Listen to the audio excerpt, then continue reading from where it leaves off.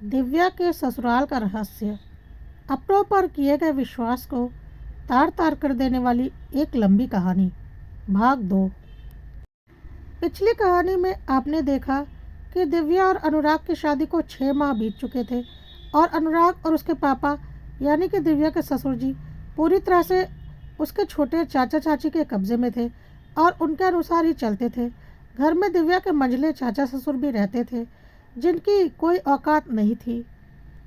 अब चलिए आगे की कहानी देखते हैं।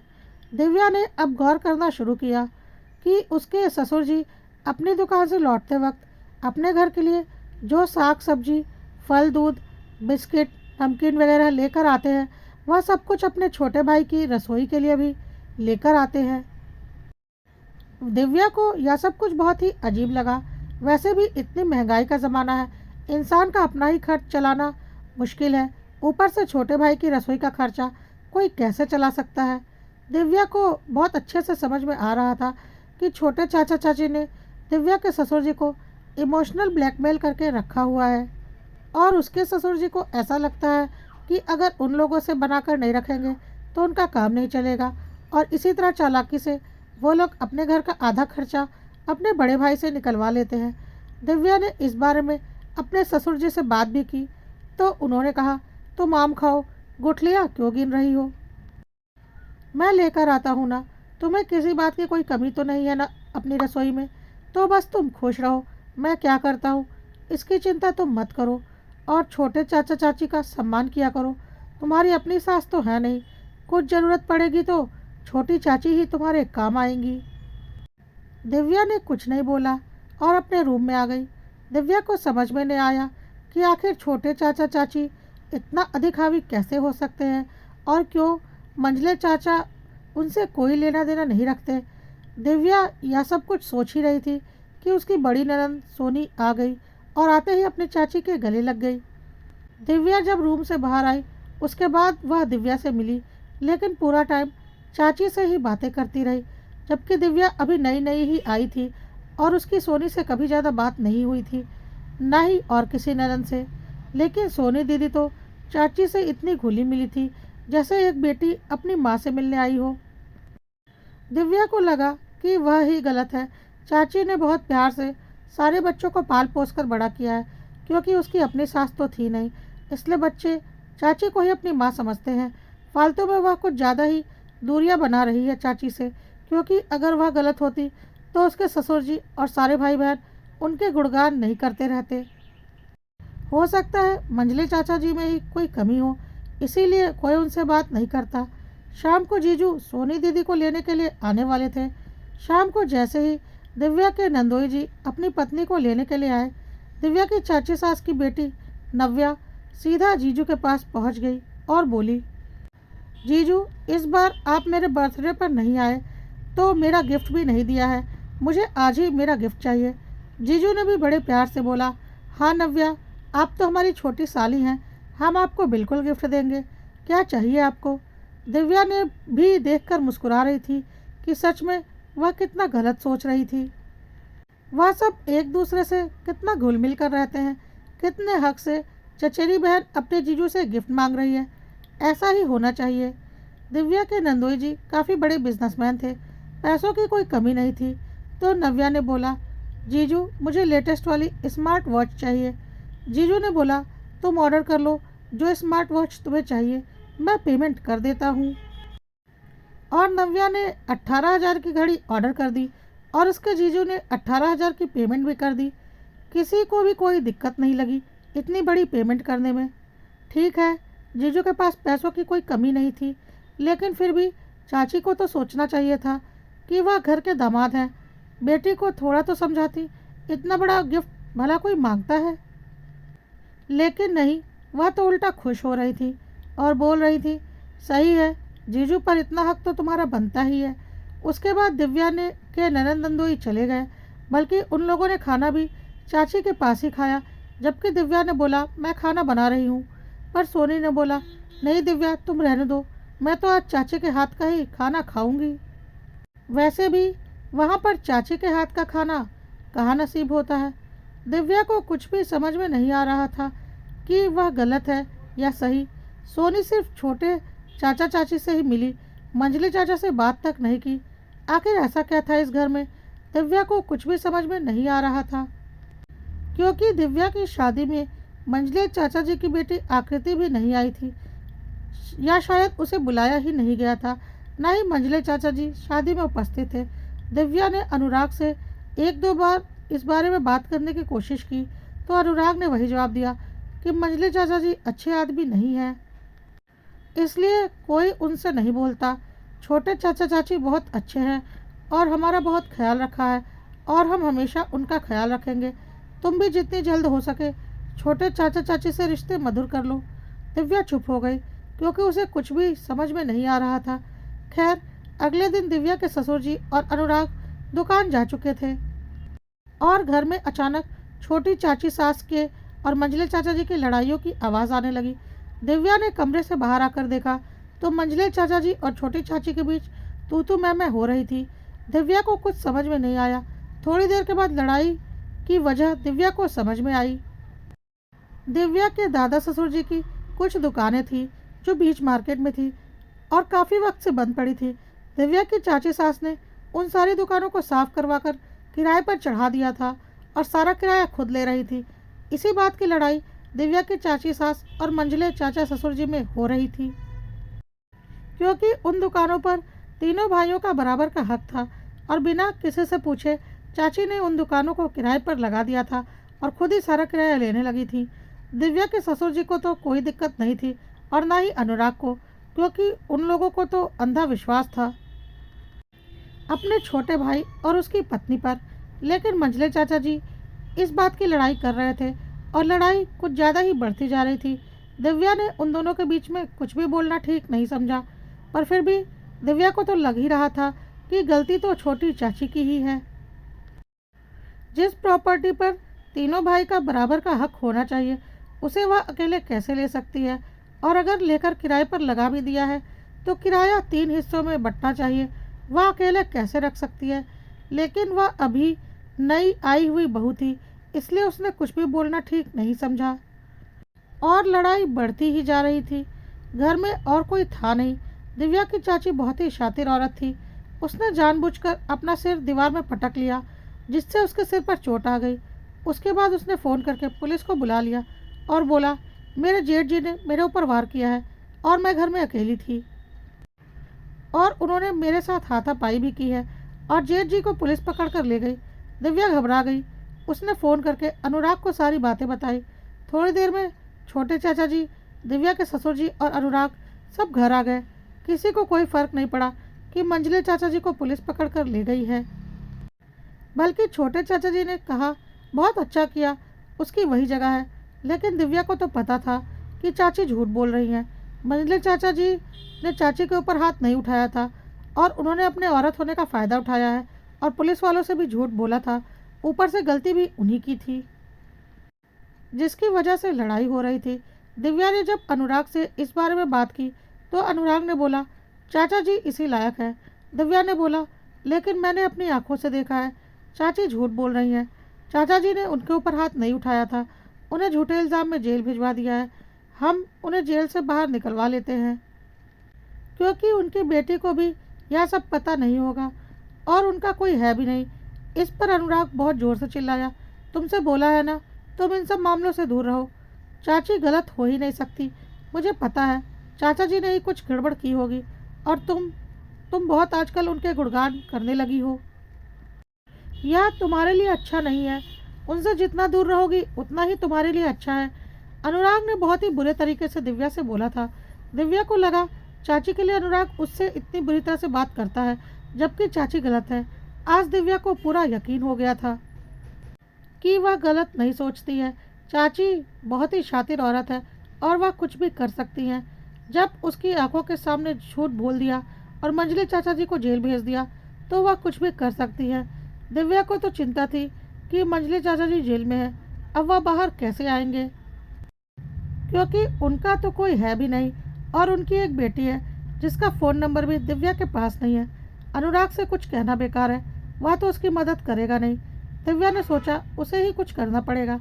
अगले दिन जब अनुराग और उसके ससुर जी दुकान चले गए तो दिव्या चुपचाप मंझले चाचा जी के रूम में गई। वह भी अपनी छोटी चाची सास से बचकर, क्योंकि वह समझ चुकी थी यह शातिर औरत कुछ भी कर सकती है और इससे बचकर ही रहना पड़ेगा, क्योंकि उसका पूरा परिवार उनके कब्जे में है। खैर, दिव्या ने मंझले चाचा जी के कमरे में थोड़ी बहुत खोजबीन की तो उसे उनकी बेटी आकृति का फ़ोन नंबर एक डायरी में लिखा हुआ मिल गया और उसने उस नंबर पर फ़ोन करके बोला, दीदी मैं दिव्या बोल रही हूँ, अनुराग की पत्नी। क्योंकि उनकी बेटी शादी में तो आई नहीं थी, क्योंकि अनुराग और उसके ससुर जी ने उसे बुलाया ही नहीं था।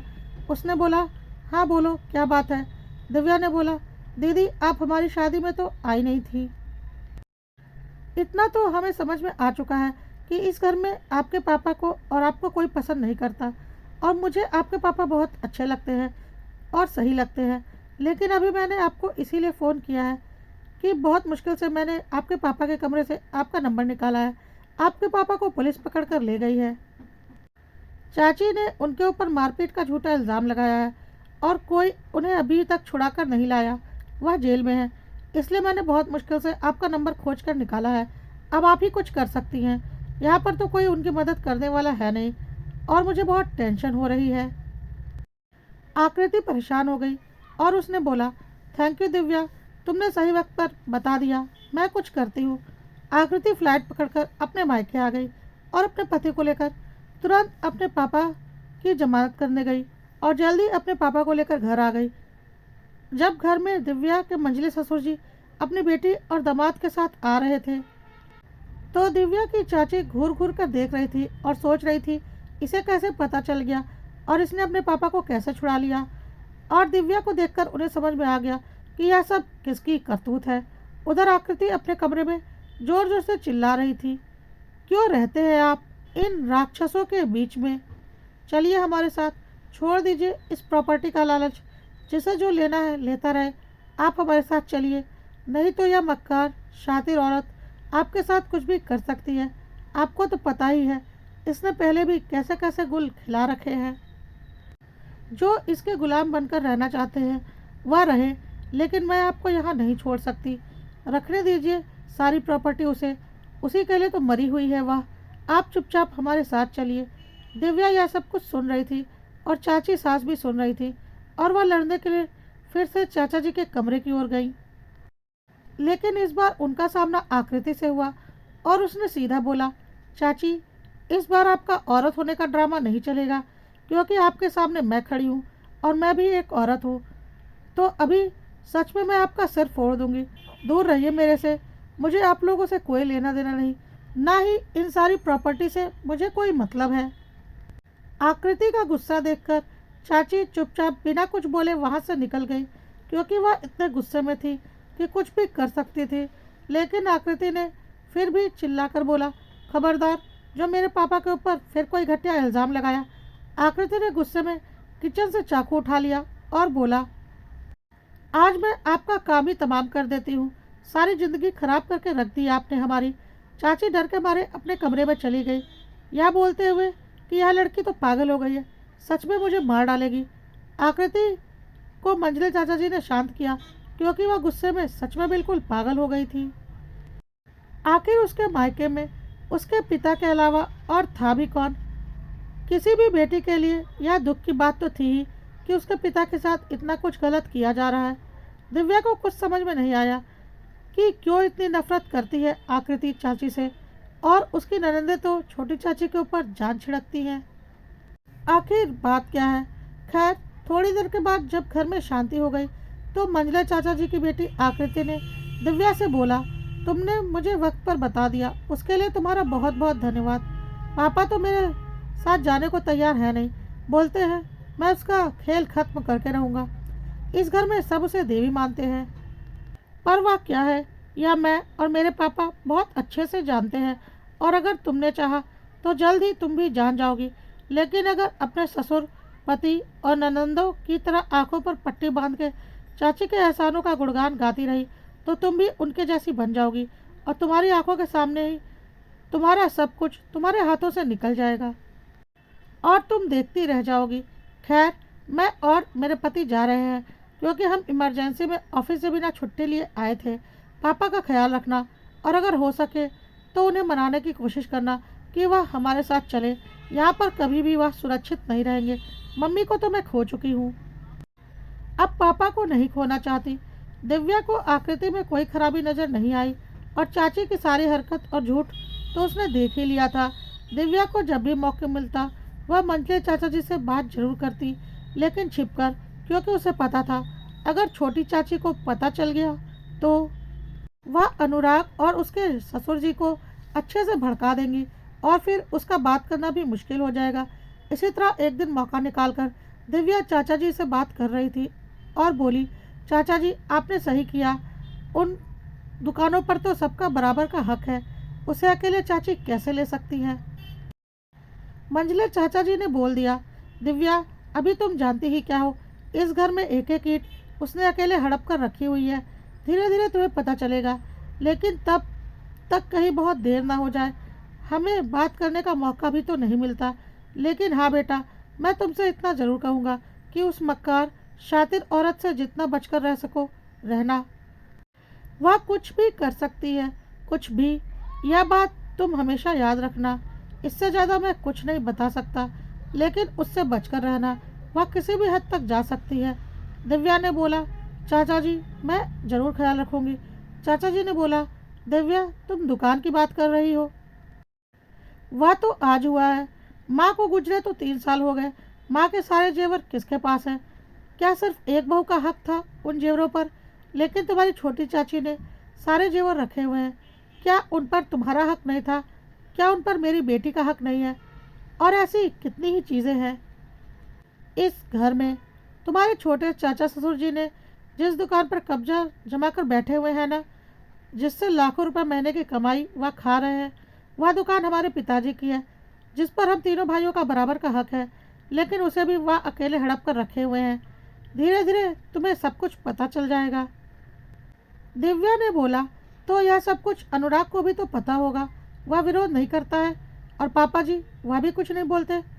यही तो बात है, तुम्हें नहीं समझ में आएगी वह कैसी औरत है।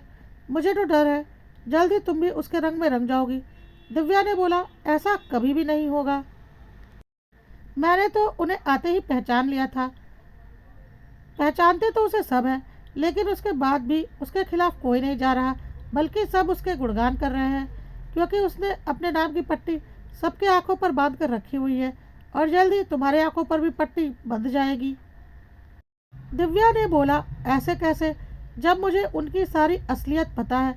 चाचा ससुर ने बोला, दिव्या मैं तुम्हें ज़्यादा कुछ तो नहीं बोलूँगा, पर अगर तुम चाहती हो कि उसके नाम की पट्टी तुम्हारी आंखों पर ना बंधे, तो तुम अपनी चाची सास का दिया हुआ कुछ भी कभी खाना मत, भले ही वह कहीं का प्रसाद हो या कुछ भी हो।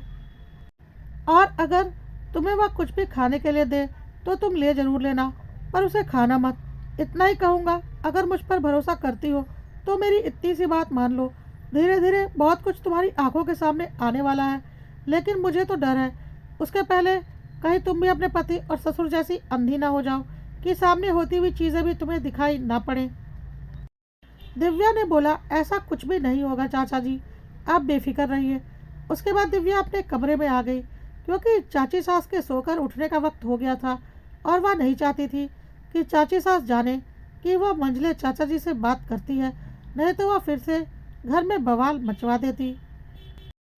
लेकिन दिव्या को यह बात समझ में नहीं आ रही थी कि चाची का दिया हुआ कोई भी सामान या प्रसाद खाने के लिए चाचा ने मना क्यों किया है। लेकिन फिर भी उसे लग रहा था कि अगर उन्होंने मना किया है तो ज़रूर कोई बात होगी। दोस्तों, आज की कहानी यहीं तक। आगे की कहानी अगले भाग में।